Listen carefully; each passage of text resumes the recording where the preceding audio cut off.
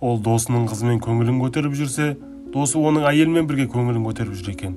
Сәлем достар, сіздермен Кинотайм каналы. Бүгін біз Большой всплеск деген фильмге қысқаша шолу жасайтын боламыз. Бұл фильмнің басты кейіпкерлері Марианна және оның жігіті Пол. Марианна әнші екен және ол ең соңғы концертінде дауысын үзіп алып, операция жасап болғаннан кейін осы жерге демалуға келеді. Бір кезде екеуі рахаттанып демалып жатса, Марианнаға біреу хабарласады. Ол сөйлесе алмаған соң телефонды жігітіне береді.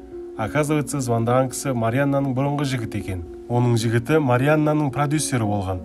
Және осы Пол екеуін таныстырған екен. Сөйтіп ол осында келе жатырмын дейді.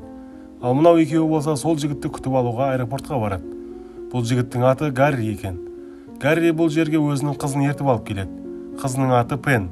Оказывается, ол әкесі екеуі бір жыл бұрын ғана көріскен екен. Сөйтіп олар ресторанға барайын десе, ол жерде бос орын жоқ екен. Бірақ ішінде отырған бір клиент Марианнаның әнші екенін танып, оларға өзінің орнын босатып береді. Тамақ ішіп болғаннан кейін Пол оларға бүгін біздің үйде қалыңдар дейді.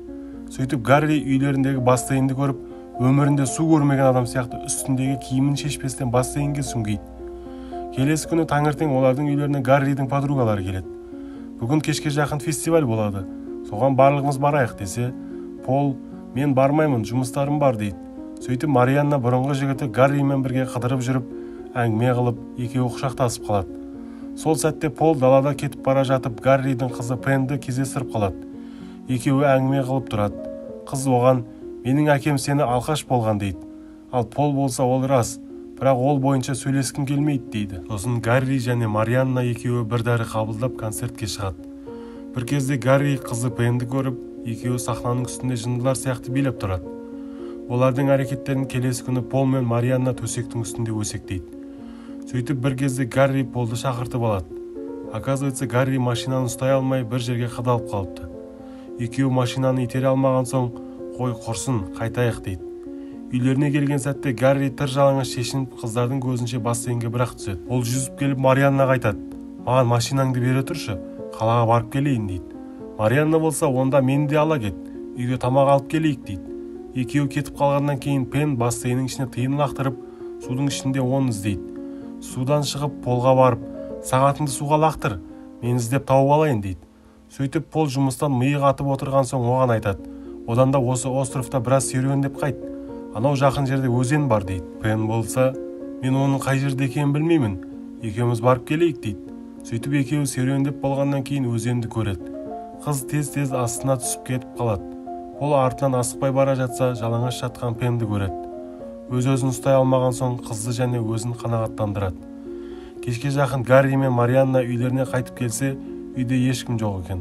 Сосын екеуі бұрынғы сезімдеріне бөленіп, сүйісіп кетеді. Бірақ Марианна өз-өзін ұстап, "Мен Полды жақсы көремін" деп, екеуі одан артық кетпейді. Сөйтіп түнге қарай Пол мен Пен өзеннен кайф ұстап үйлеріне қайтып келеді. Сосын тамақ ішіп болғаннан кейін әкесі қызының бөлмесіне барса, қызы оған: "Мен енді кетейін, бұл жолғы демалыс жоғарғы деңгейде өтті. Мен бұны өмір бақи есімде сақтап қаламын" дейді. Әкесі оған: "Онда таңертең екеуміз бірге қайтамыз" дейді. Сөйтіп Гарри дастарханға келіп отырса, түрі бір серьезный болып кетеді, бірдеңе сезіп тұрғандай. Сосын сәлден кейін Гарри тыр жалаңаш шешініп, бассейнге Полдың қасына келіп, екеуі ұрсысады. Екеуі бір-біріне сенбейді, кім-кіммен жатқанын түсінбейді. Либо Марианна Полдың көзіне шөп салды, или Пол Марианнаның көзіне шөп салды. Қызық. Екеуі төбелесіп жатқан кезде Пол Гарридің басын суға батырған сәтте ол демала алмай өліп қалады. Оны құтқара алмайтынын түсінген Пол тыныш қана түк білмегенсіп Марианнаның қасына барып ұйықтап қалады. Таңертең хабарды естіген кезде барлығы шок болады. Оларды полиция келіп әкетіп қалады. Сосын полиция оларға: "Қызық, бассейннің ішінде құм жатыр және іздер көп, как будто Гарриді біреу өлтіріп кеткен сияқты" дейді. Марианна сонда: "Сен оны бізден көріп жатсың ба" деп енді айқайлайын десе, полиция оған: "Жоқ, бұл островта бірнеше шетелдіктер кеше суға батып кетіпті және бірнешеуін біз ұстап алдық. Олар қазір полиция бөлімшесінде" дейді. Сөйтіп үйлеріне қайтқаннан кейін Пол Марианнаға Гарриді өлтіріп қойғанын мойындайды.